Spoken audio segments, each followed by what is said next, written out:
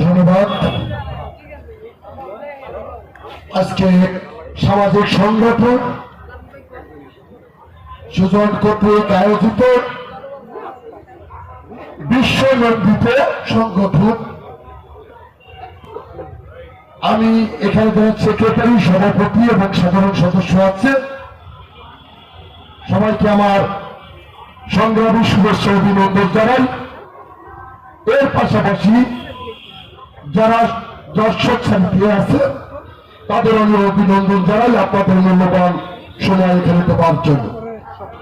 এর পাশাপাশি ধন্যবাদ জানাই যারা অত্যন্ত গভীর মতন আমার সমাজকে নিয়ন্ত্রণ করার একটা নৈতিক দায়িত্ব গ্রহণ করেছে।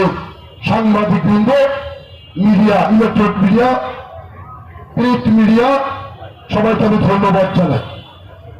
আজকে যে সুজন কর্তৃক আয়োজিত যে উদ্যোগ নিয়েছে, আমি বলবো এই উদ্যোগ একটা মৌলিক উদ্যোগ, সামাজিক অংশগ্রহণের একটা অংশ।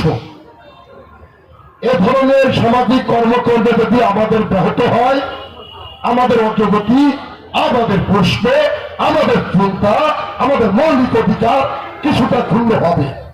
অতএব এই যে নান্দনিক অনুষ্ঠান সুজন কর্তৃক আয়োজিত, আমি সবার প্রতি আহ্বান জানাবো, আপনাদের প্রতি অনুরোধ জানাবো, আপনারা নেগেটিভ মাইন্ডে না নিয়ে যতটুকু যে অবস্থানে সুজন কর্তৃক আয়োজিত করা হয়েছে তাদের আমরা পজিটিভ দিক থেকে দেখবো, তাদেরকে আমরা ধন্যবাদ জানাই এবং আগামীতে আমি নান্দনিক অনুষ্ঠান অব্যাহত থাকবে আমি বিশ্বাস করি।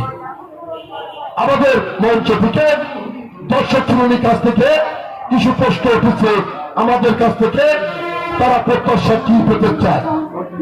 সময় 5 মিনিট, এর ভিতরে আমি বলবো আমি 10 দফা বাস্তবায়ন নিয়ে আমি ফিরতে এনেছি। এর মধ্যে আপনারা জানেন আজকে বিশ্ব ধ্বংসের মুখে, আজকে বিশ্ব যেখানে একটা ভারতের মুখে দাঁড়িয়ে আছে, সেখানে একমাত্র সৃষ্টিকর্তা আমাদেরকে রক্ষা না করলে গোটার বিশ্বাসকে ধ্বংসের সম্মুখীন। এখানে আমি বলবো আমার 10 দফার মধ্যে যত মসজিদ আছে, মাদারপুর 2 আসনে যত মসজিদ আছে, এই মসজিদ গুলোরে আমি যদি নির্বাচিত হতে পারি, প্রতিটা মসজিদে কারেন্ট বিল আমি বহন করবো, প্রতিটা মসজিদে একটা করে এসি দিব, প্রতিটা মাদ্রাসায় প্রতি মাসে 2 বছর করে বাচ্চাদের জন্য ত্রাণের ব্যবস্থা করব, প্রতিটা বিলে মাছ ছাড়বো যাতে সাধারণ জনগণ মুক্তভাবে ধরে যেতে পারে, প্রতিটা রাস্তাঘাটের জন্য ওয়াদা দিচ্ছি, প্রতিটা বাড়িতে আমি যদি নির্বাচিত হতে পারি, সৃষ্টিকর্তা যদি আমাকে নির্বাচিত হয়, আপনাদের বাড়িতে যাওয়ার জন্য কোনো কাঁচা রাস্তা থাকবে না।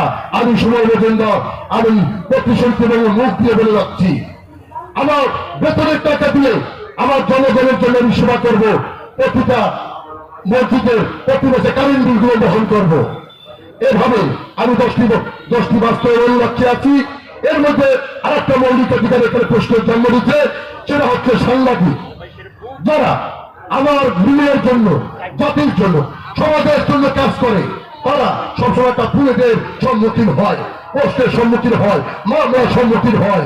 আমি বলতে চাই সাংবাদিকদের যদি আপনারা নিরপেক্ষ কথা বলতে না দেন, প্রশ্নের জবাবে যদি না দেন, তাদের যদি অধিকার না দেন, তাহলে আমার মিলিয়ে যদি পঙ্গু হয়ে যায়, তখন অনেক কিছু পঙ্গু হয়ে যাবে। এরা চলমান অগ্রগতির এক মহান ব্রত এরা পালন করে আমি বিশ্বাস করি। আমার কথা বলে করা বাড়াবো না, সময় সংক্ষেপ। আমি যদি নির্বাচিত হতে পারি, সর্বশ্রেষ্ঠতা আমার দেহটাকে বিক্রি করে মেডিকেল করেছে মাদারপুর দুর্বাসীর জন্য আমি বিক্রি করে নিয়ে থেকে আমি জনগণের সেবা করবো। আপনার মধ্যে দেওয়া রেখেন মুমিন ভাইদের আসসালামু আলাইকুম, হিন্দু ভাইদের নমস্কার। সবাই ভালো থাকবেন, সবাই ভালো থাকবেন। সেটা হচ্ছে সিলিন্ডারের গ্যাসটা নির্ধারিত এমআরপিটা থাকবে কিনা। আমি আপনাদের মধ্যে কথা দিচ্ছি, যদি আমি নির্বাচিত হতে পারি, শুধু সিলিন্ডারের গ্যাস না, যদি যে ধরনের কোম্পানির পণ্য হোক, তাদের আবার রিপিট করতেছি, যে ধরনের কোম্পানির মাল হোক, প্রতিটা জিনিসের নির্ধারিত মূল্য থাকবে এবং থাকতে হবে এবং তার আইনগত বাধ্যবাধকতাও থাকবে। আমি আপনাদের কথা দিলাম। থ্যাংক ইউ দাদাকে। আমরা অনুষ্ঠানের শেষ পর্যায়ে চলছে।